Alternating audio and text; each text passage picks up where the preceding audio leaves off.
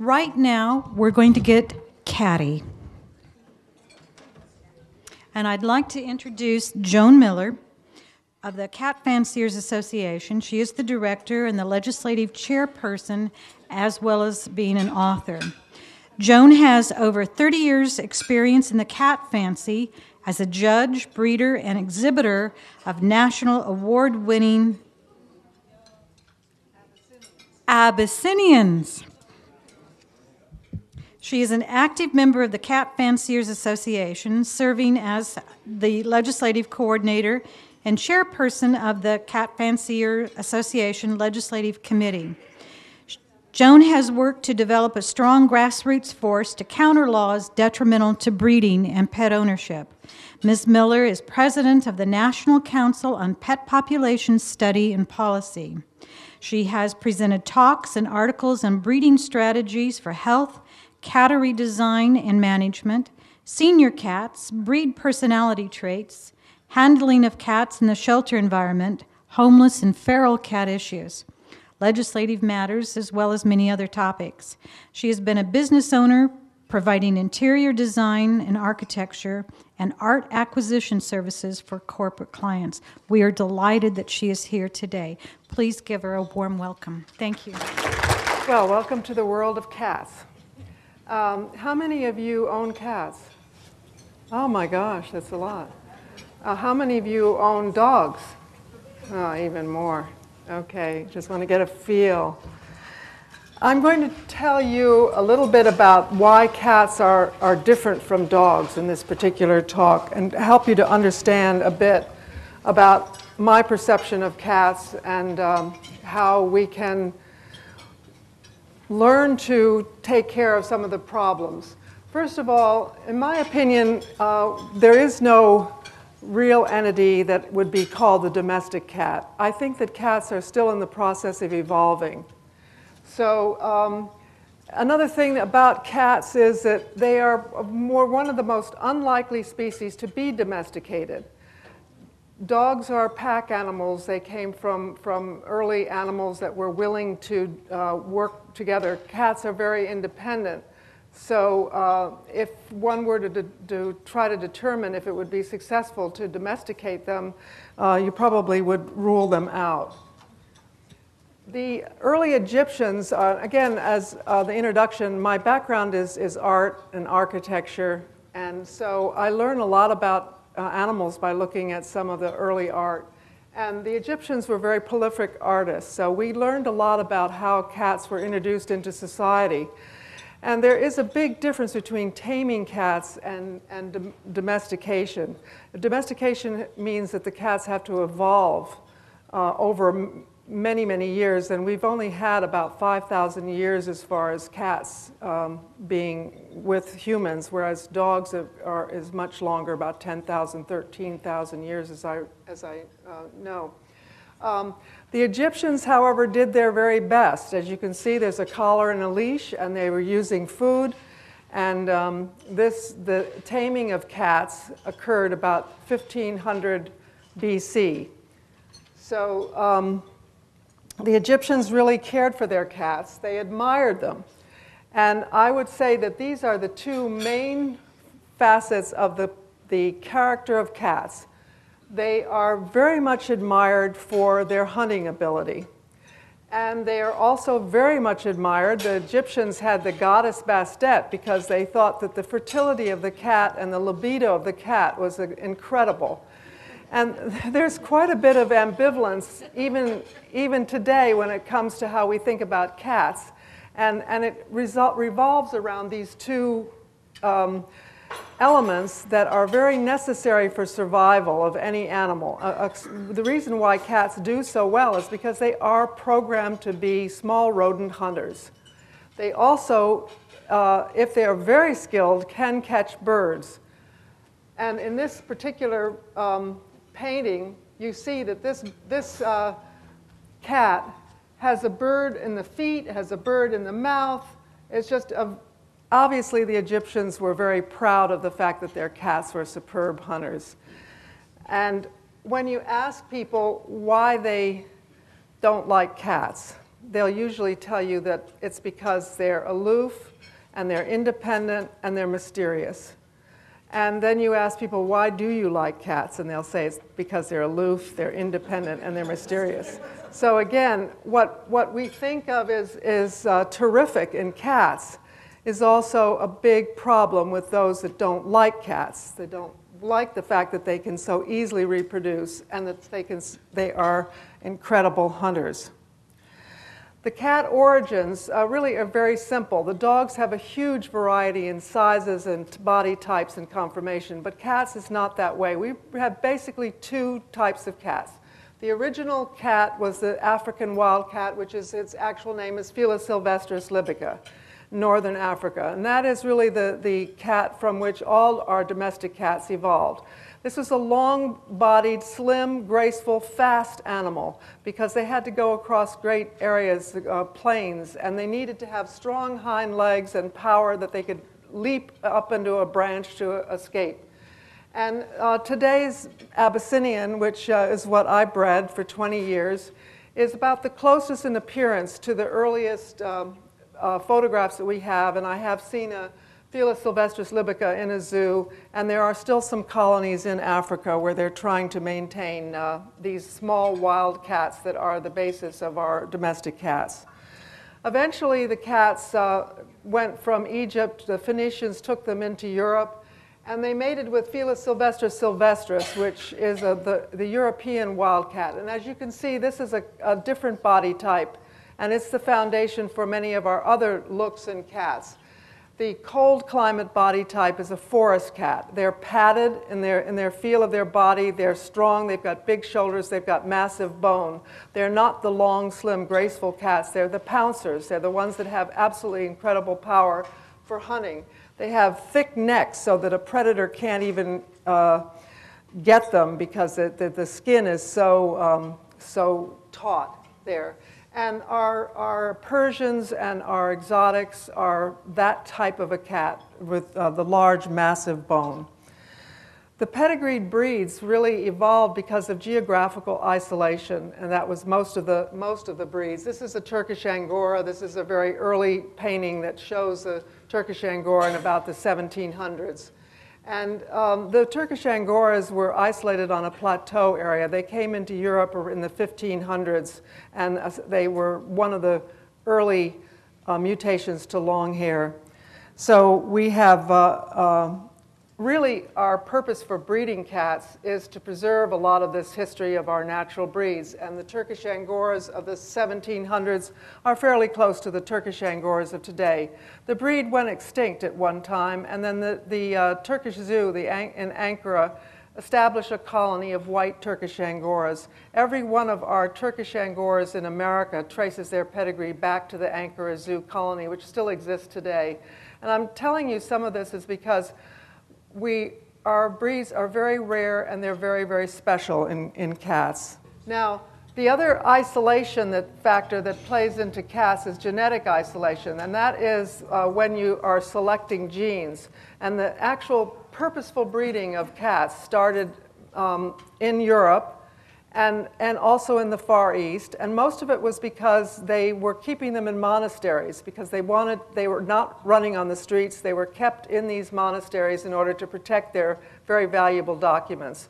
Eventually, in the 1800s, the British started to purposely breed Persians, and they liked this kind of look. The British tend to like short-faced animals and big, powerful animals, and so they did like the Persians. So this is an example of a very early Persian. This is an example of a shaded silver Persian today. This is an example of the Japanese bobtail. The bobtail cats is a recessive gene. As far as we know, they entered Japan in 600 when Buddhism came into Japan. And it was thought in the Buddhist religion and in the monasteries that the cats were harboring the souls of priests that had not yet reached nirvana. So they were treasuring their cats. They didn't allow Japanese bobtails ever on the streets. They were never running on the streets. You see in all the art that shows cats how much they were valued and how they often were kept by royalty. Then finally, in the 1700s, the emperor said that all cats had to be on the streets because the silkworm industry was being decimated by mice and rats. At that point in the Far East, and in Japan especially, the bobtails, they're still their street cats in Japan, had to go to work. And it also happened in Europe, where we had the Crusaders used cats and brought them with them. So cats became a working animal. They didn't start out that way. They were very valued, and they were kept in palaces, but they became street cats. This is another document that shows some of the earliest cats. This was in 1350, the city of Ayuda. Manuscripts are housed in the Bangkok Library, and they have not only the illustrations of the cats that existed in those times in Siam, or Thailand today, but they have poetry that has been translated so that we got descriptions of these cats that really go very far back into history. And the Siamese cats were many cats. You can see many. They were all called Siamese cats. The Siamese pointed cat at the far left is the first of the cats of Siam that entered England, and a few were imported directly from Thailand to America. Because they hadn't seen the other cats, they called that the Siamese cat.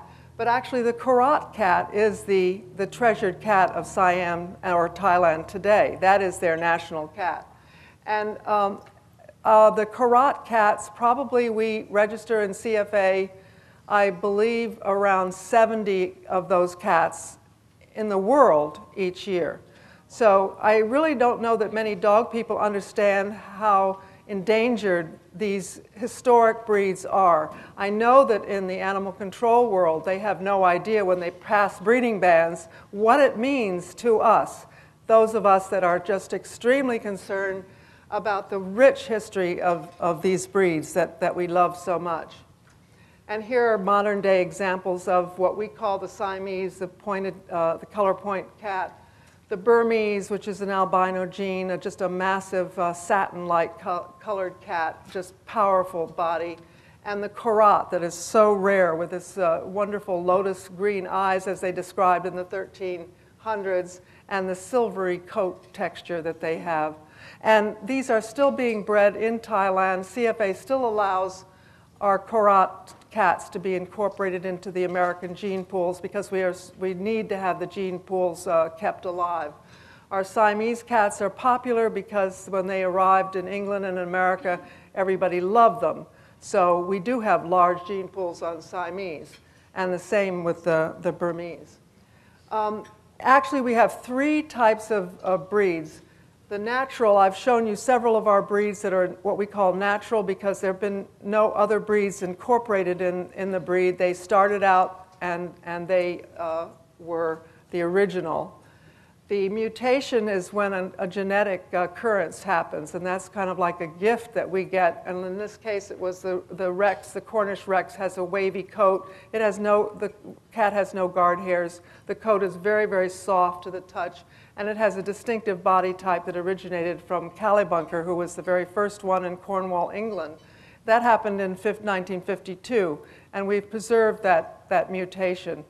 Other mutations have occurred over the years, and that most of them have gone extinct. We had the hairless cat of Mexico, and it's gone now. It was in the late 1800s. It couldn't continue.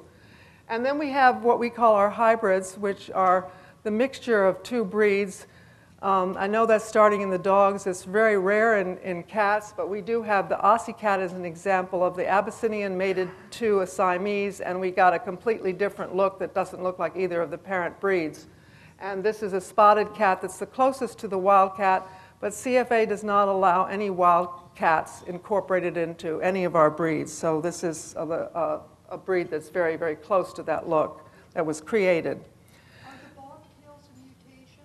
Pardon me? Are the Bobtails a mutation? No, the Bobtails are a natural breed, the Japanese Bobtails. And again, CFA allows Japanese Bobtails from the streets of Japan to be incorporated into our gene pools. When I judge in Japan, I'm always amazed at the fact that the Japanese consider those their ordinary street cats.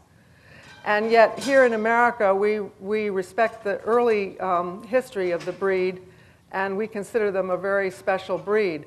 The Japanese are only now starting to appreciate their bobtails as being, and they are taking them off the streets, and they are trying to preserve the breed now, but that's fairly recent. Most of the cats that you're going to see and come in contact with is what we call the random bred cat.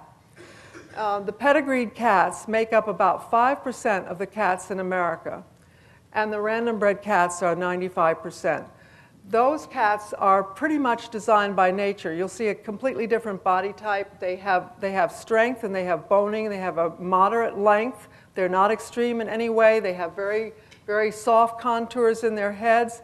They have a mixture of colors, but not the same esoteric colors that we can get in some of our pedigreed breeds. They are short-haired cats normally. The long-haired cats don't have the full coats of the Persian. They have short coats over the back, and they have maybe long hair on the belly where they need to keep warm. Nature would never make a Persian. The Persians were couch cats in England. Queen Victoria had blue Persians. So these are cats that have never, ever been on the streets. They couldn't survive. So this is what the typical random-bred American cat would look like, and they are in, this is happens to be a red mackerel tabby. They're in the shelters. That's what you would mainly see in shelters, unless there's some disastrous personal problem that would result in pedigreed cats being in there. Now this is a chart that I developed a number of years ago, and many of the feral people are using it. Alley Cat Allies uses it a lot. I let anybody use it. It's pretty much a diagram showing you the diversity of lifestyles in cats. Most veterinarians only see this part here, where you have the cats that are totally dependent on humans. They're the household pets. They're the indoor-outdoor, the indoor only, which is almost always the pedigreed cats, and the random bred cats can be either way depending on how they're kept. On the far left, you see those cats that are totally independent like wildlife. And I used to live on on rural property where I did see cats in a distance. I would have to use my binoculars. And those cats are really probably not presenting immediate problems to animal control. The coyotes are getting them. In the case of Napa County, that's what was happening to them. They have no contact with humans at all. They truly live like wildlife. And they may intermate with barn cats, but other than that, they don't have any connection to people at all. Then we have the free-roaming, unowned cats that do have some connection with humans. It's for they're scavengers. Those cats are what we call commensal cats. And if you think of a wild or a house mouse is a commensal animal. The house mouse lives very close to people, but isn't a pet. The house mouse absolutely depends on people. The environment of the house mouse is the house. And I know I've read in one book where some animal rights people were putting mice, instead of using a mouse trap, they put them in a little container, take them out to the field and drop them in the field, thinking that that is humane because they're not killing them. However, the house mouse is totally lost out in the field. House mouse wants to live in the house. It's the same way with many of these cats. They do depend on people, even though they're not going to let you touch them. You won't even see them during the day. The only time they'll come out is maybe at dusk when they want to hunt, or if there's food for them. If they're in a colony, then you will see them at night. You see them at dusk and you see them at dawn, and that's it. It's one of the reasons why some of the small wildcats have never been studied, is because nobody can see them. They're always hiding. That is very much the basis of how cats live.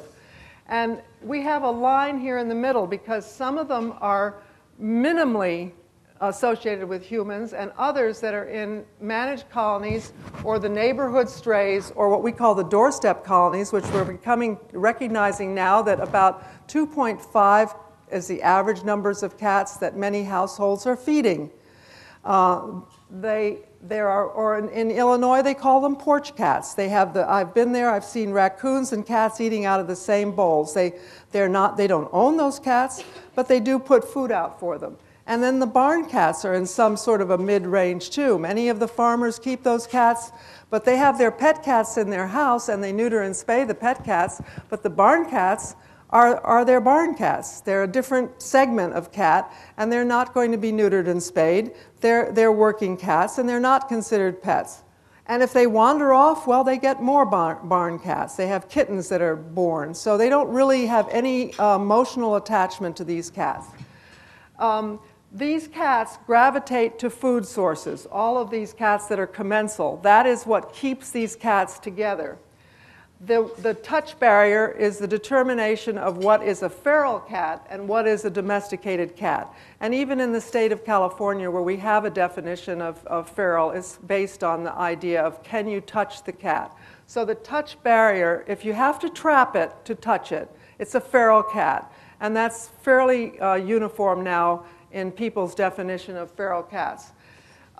When the cat allows touching, then the relationship with humans becomes symbiosis. That means the cat is benefiting from the person, and the person's starting to benefit from the cat. So you have a two-way street. We have free-roaming, loosely owned cats that may not live in anyone's home, but they will allow touching. And then, of course, we finally have the completely dependent cat. So I hope that can give you an idea of the full spectrum of cats. And again, in animal control, they're seeing an awful lot of the cats down here. And the veterinarians are seeing mostly cats up here. But there is this entire diversity of lifestyle that we have to consider if we're ever going to determine what to do with cats. And this is a perfect example of a feral colony that it would be commensal. These cats are waiting for the person with the food, and otherwise they would disappear and you wouldn't see them at all. And very often these cats, if they are in a colony, they're very healthy. And yes? The African wild cats and such, they live The small African wildcats, they're almost extinct now. And in fact, University of California was called in to take some DNA of some of the cats in South Africa, where they have a couple of colonies that are left because the feral cats are now mating. See, they will mate with those African wildcats. The genetics are close enough. What they're concerned about is that they can't tell which ones are the wildcats, the pure wildcats anymore, because the feral cats have encroached on their colonies down there. What would their society be like, a truly wild cat? The wildcats are very same. They'll go to a food source. And also, if they're unaltered, the females tend to stick together to deliver their kittens. And there'll usually only be one male. There's been very little study of colony cats that are unaltered, but Wolfgang Yerkel, that I know, Joyce knows very well, he's fascinating, and he has done some wonderful studies of feral cats, watching how many years it takes before the males are ready to mate, for instance, things that I find really interesting. He's a reproductive specialist, and he's very involved in the non-surgical work now. And he's one of the few left in this country that really knows how feral cats operate that are not neutered and spayed. It's really fascinating, but to me. All right, you have the other extreme. This happens to be one of my Abyssinian males that was sold as a pet. Now, I admire cats because I love their kind of wildlike character. I like the independence of them, and I like all of that. Not everybody thinks like I do. This boy cat here, he has a bonnet on, and he's all dressed up in a handmade dress, and he's a male Abyssinian. And they showed me pictures of him in a baby buggy, and he's just got his feet in the back. He's loving it, obviously. He was the baby. They have the blanket, everything all handmade for him, the baby for the daughter in this household. Well, my feeling is whatever, if the cat likes it, go for it. It may not be my thing, but this is just to show you the extremes of what we have in cats.